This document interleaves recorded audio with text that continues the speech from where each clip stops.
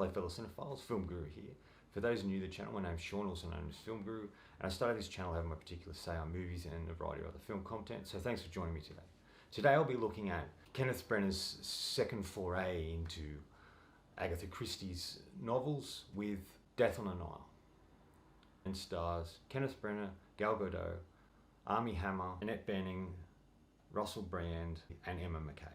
This, like the book, looks at Hercule Poirot as he vacations in Egypt on a river steamer heading down the Nile.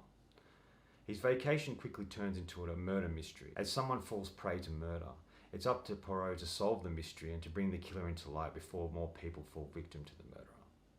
I've really enjoyed Kenneth Branagh's foray into Agatha Christie novels. I think he's done a great job. Murder on the Orient Express I really loved. I thought that was really well done, and I think that I really got sucked into that film, and I like the fact it was just set in like pretty much on the train, and there's a murder and the things that evolved there, and the way we get to see first are introduced to Poirot is fantastic.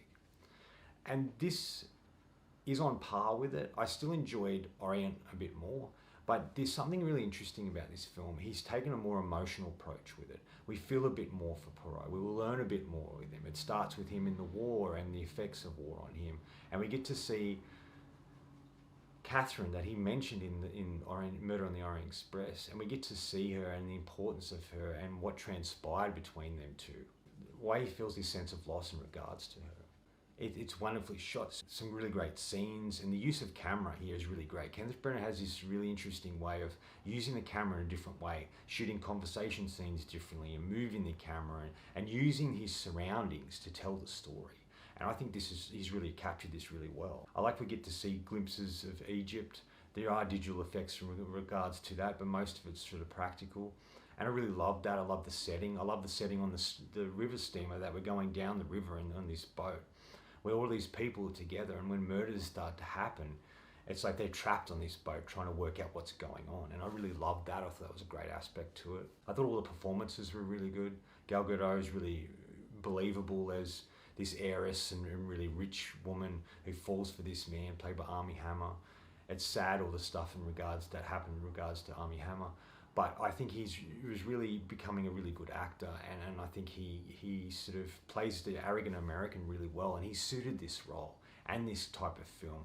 There was something about him in period pieces that really worked. All the cast does a fantastic job. The real standouts here for me is, once again, Kenneth Branagh. He really encapsulates Poirot in such a beautiful way, and he brings it to the screen in a wonderful way. And Poirot is such a complex and interesting character that on the surface seems very arrogant and self-absorbed, and it's all about him. He seems to act smarter than everybody. It sort of reminds me of Sherlock Holmes in a lot of ways. But there's also a sensitive side to him. There's an emotional side that we get to see in this film that we didn't see in the previous. With the beginning, as I mentioned in regards to Catherine, and there's a particular story he tells later in the film where he gets really emotional. And I think he's so great to watch. To be able to direct a film like that and give a performance like he does is a testament to him as a filmmaker and an actor, and the brilliance of him joining those two together in a really wonderful way. And the other standout here for me is Emma Mackey. I know she's from that TV show Sex Education, but I'd never seen her before. She is mesmerizing this film. She's sort of like a femme fatale in a way. She's gorgeous to watch. And she lightens up every scene. She steals every moment in the film. And when she's not there, you're just waiting for her to return. I was so blown away by her performance and just her as an actress and what she does and her look. I was just sucked into it, and I thought she was fantastic in this movie.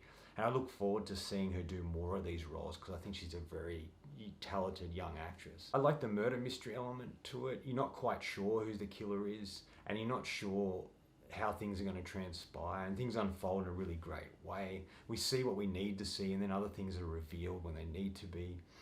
I like that Poirot doesn't really want anything to do with it, but he gets sucked into it because he's there and he has to be the guy. I like how, like the first film, he starts to question everybody who's on the ship and the locations he chooses to put them in, and how he accuses everybody straight up. For me, the Poirot character is like this guy that sort of is testing the waters. what he says and how he accuses people, is to see how they react to it, to see what he can draw from it, and to see if they are the guilty party he's after.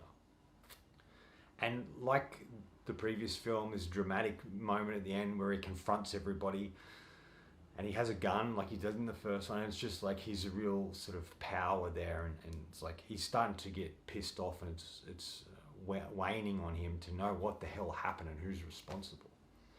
But I always love these reveal moments at the end that he provides. It is a film that keeps you guessing to the end. You're not quite sure who the killer is or what's transpiring or why they're killing them. And there's a much higher body count in this film than there was in the previous. But I kind of like that. I like that he's escalated a bit. And you know, Murder on the Orient Express and Death on the Nile are both probably the most well-known Agatha Christie stories, and we do have older films of it, and I think they're both really great. And I think Kenneth Braugh has his great ability to bring her stuff to the screen in a different way, in a really great way, and it sort of reinvests our interest in the Agatha Christie world and the characters and the stories that she had written and provided for us. Like I mentioned, Kenneth Branagh's directing is really great here. He's really mastered his craft. And I like that went in a bit more emotional aspect to this film than we had seen previous. Final thoughts. In the end, this film's really about love. Unrequited love, lost love, how far you would go for someone you love. And the sort of rejection of loving someone who doesn't love you, and how that affects the person, how that affects both parties. And I think it really looks at that idea of love and the stuff that we crave and the way we can sometimes block ourselves off from it. Like, I won't get into spoilers here, but what happens to Poirot and Catherine, and how that has an effect on him, how he throws himself in his work, and that's all his focus is, and that's all he's interested in, because he doesn't feel, I guess sometimes he deserves more than he gets. I give Death on the Nile 4 out of 5. Overall, I thought this film was really well done, real captured. I didn't enjoy it necessarily as much as the first one, but I think he's crafted a really great film. I like this emotional element, and I really love the performances here and the story he's telling us. Anyway, that's all from me today. Thanks for watching. Hope you enjoyed this video, and if you did, please subscribe down the bottom. Follow me on Letterboxd and Facebook. Otherwise, until next time, enjoy the movies.